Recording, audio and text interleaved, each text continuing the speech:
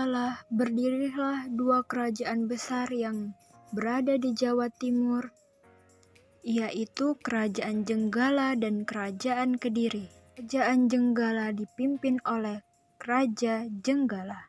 Kerajaan Kediri dipimpin oleh Raja Jayangkrana. Untuk menyatukan dua kerajaan dan menghindari peperangan, maka dua kerajaan menjalin sebuah ikatan antara Panji Asmarabangun, putra Raja Jenggala, dan Putri Sekartaji, putri dari Kerajaan Kediri. Suatu hari Kerajaan Jenggala diserang musuh. Ketika peperangan berlangsung, Dewi Sekartaji melarikan diri. Dia menyamar sebagai gadis desa dan tinggal dengan seorang janda dengan 3 orang putrinya, yaitu Kelenting Abang, Kelenting Ijo, dan Kelenting Biru. Dewi Sekartaji diangkat menjadi anak dan diberi nama Kelenting Kuning. Namun Kelenting Kuning tidak diperlakukan dengan baik. Setiap hari ia disuruh mengerjakan pekerjaan rumah seperti mencuci, memasak, dan membersihkan rumah. Ketiga kakak angkatnya sangat pemalas. Mereka bisanya hanya menyuruh saja. Kelenting Kuning, cuci bajuku, cuci juga selendangku.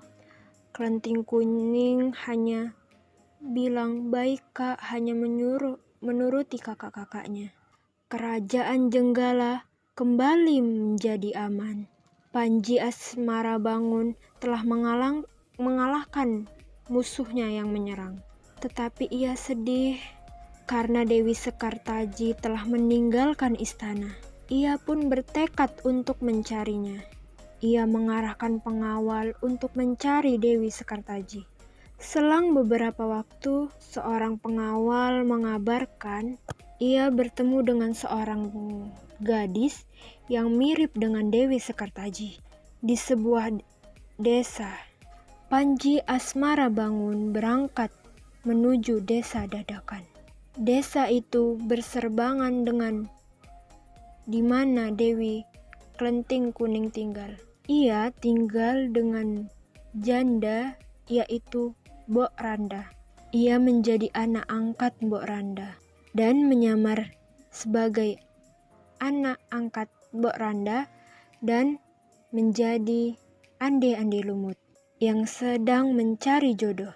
Berita itu berita tentang ande-ande lumut mencari jodoh segera menyebar. Kelenting Abang, Kelenting Ijo, dan Kelenting Biru berdandan secantik Kelenting Kuning. Kamu tidak usah ikut melamar. Kamu di rumah aja. Pergilah ke sungai dan cuci semua pakaian kotor. Itu perintah dari seorang ibu, dan Kelenting Kuning pun segera berangkat. Kelenting Kuning pun segera pergi ke sungai untuk mencuci. Tiba-tiba datanglah seekor burung bangau dan memberinya sebuah cambuk. Pergilah kamu ke tempat ande-ande lumut agar kamu bisa bertemu dengan Panji Asmarabangun. Dan bawalah cambuk ini, kata sang bangau. Kelenting Kuning pun bergegas pergi ke desa. Sementara itu, ibu dan ketiga kakaknya sudah sampai di tepi sungai. Mereka bingung, tidak ada satupun perahu yang tampak. Jembatan pun tidak ada. Lalu bagaimana mereka menyeberang? Tiba-tiba muncul seekor kepiting raksasa bernama Yuyu Kangkang. Kepiting itu menawarkan diri untuk menyeberang ke tepi sungai. Dengan syarat mereka harus mencium Yuyu Kangkang. Mereka pun menyanggupi persyaratan tersebut. Satu persatu mereka pun naik ke punggung Yuyu Kangkang untuk menyeberangi sungai. Sampailah Kelenting Kuning di tepi sungai. Ia pun bertemu dengan Yuyu Kangkang. Yuyu Kangkang pun mau menyeberangkan Klenting Kuning dengan syarat dia harus menciumnya. Klenting Kuning menolak syarat itu. Ia memaksa Yuyu Kangkang untuk memenuhi syarat itu. Tapi Yuyu Kangkang tidak mau menyeberangkannya kalau Klenting Kuning tidak mau menciumnya. Ia mengeluarkan cambuk dan memukulnya ke tepi sungai. Seketika itu juga air sungai pun surut.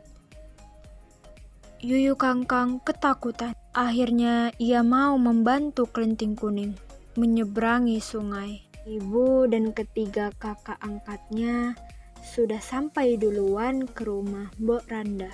Secara bergantian, Klenting Abang, Klenting Ijo, dan Klenting Biru menunjukkan kecantikannya kepada ande-ande lumut. Tetapi tidak ada satupun di antara mereka yang terpilih, karena mereka sudah mencium Yuyu Kangkang. Beberapa saat kemudian, tibalah Klenting Kuning ke rumah Mbok Randa. Ande-ande lumut pun menerima Klenting Kuning sebagai istrinya, karena dia tahu Klenting Kuning bahwasannya adalah Dewi Sekartaji. Dan dialah satu-satunya wanita yang tidak mau mencium Yuyu Kangkang. Ande-ande lumut pun membongkar penyamarannya. Diceritakannya bahwa dia adalah Panji Asmara Bangun. Akhirnya Panji Asmara Bangun dan Dewi Sekartaji berkumpul kembali. Mereka mengajak Mbok Randa untuk tinggal di istananya sebagai ucapan terima kasih. Mereka pun hidup bahagia.